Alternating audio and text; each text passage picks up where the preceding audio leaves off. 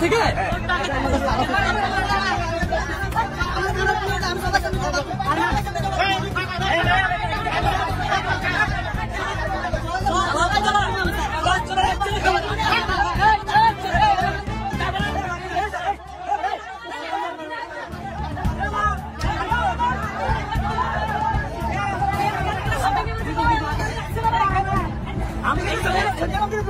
যাত্রী আমি কি হয়েছে ঘটনা কি হয়েছে ওরা নামতেই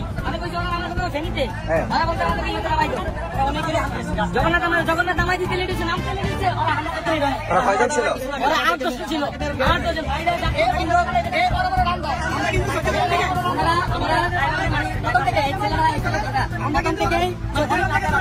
অনেক লাভ ব্যাপার আমরা তখন ডাক দিই ডাক দেওয়ার পরে আমাদের কলাপ ধরার পর ওরা কি করছে পিচ্ছি একটা মেয়ে নিয়ে গাড়ির ভিতরে মানে ওরা নাকি বিয়ে করছে বলে গাড়ির ভিতরে যে একটা লাভ মেরে মানে একটা ওই অবস্থা করতেছে পরে আমরা তখন ডাক দিই মানে ওটা নিয়ে কলাপ ধরে গেলে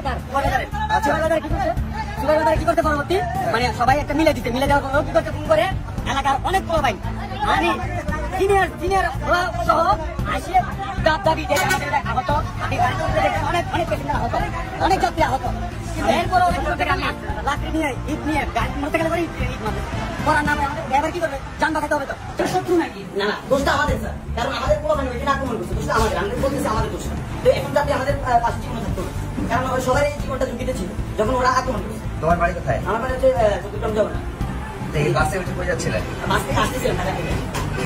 নামটা কোথায় কোথায় নামার জন্য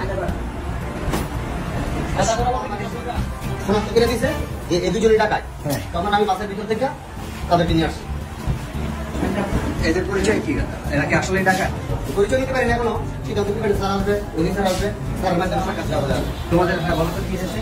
প্রথমত হচ্ছে আমরা ঢাকা থেকে আসতেছি আসার পরে যে বাস ড্রাইভারের সাথে আমাদের একটু কথা নিয়ে ঝামেলা কাটাকাটি হওয়ার পর আমার পাশে আমার লগে যেটা ছিল এরপর আমরা মানে ঢাকা থেকে চলে আসি জগন্নাথ আসার পরে মানে আমার বন্ধু যেগুলো ছিল ওইগুলো আমার ফোন দিয়ে আনিয়ে রাখছি বুঝছেন তো মানে যখন আমরা ব্রেক করার সাথে সাথে ওইগুলো নামছে যেগুলো ছিল ওইগুলো আক্রমণ শুরু করার সাথে সাথে ড্রাইভার নামনি ড্রাইভার গাড়ি চালাইতেছে তো আমরা নামতে পারি আমরা নামছে আমাদের বাড়ি হচ্ছে চট্টগ্রাম জগন্নাথ। তাহলে তোমাদের হাতে এরকম অস্ত্র ছিল? আমাদের কিন্তু একটা যাত্রীরা বলছে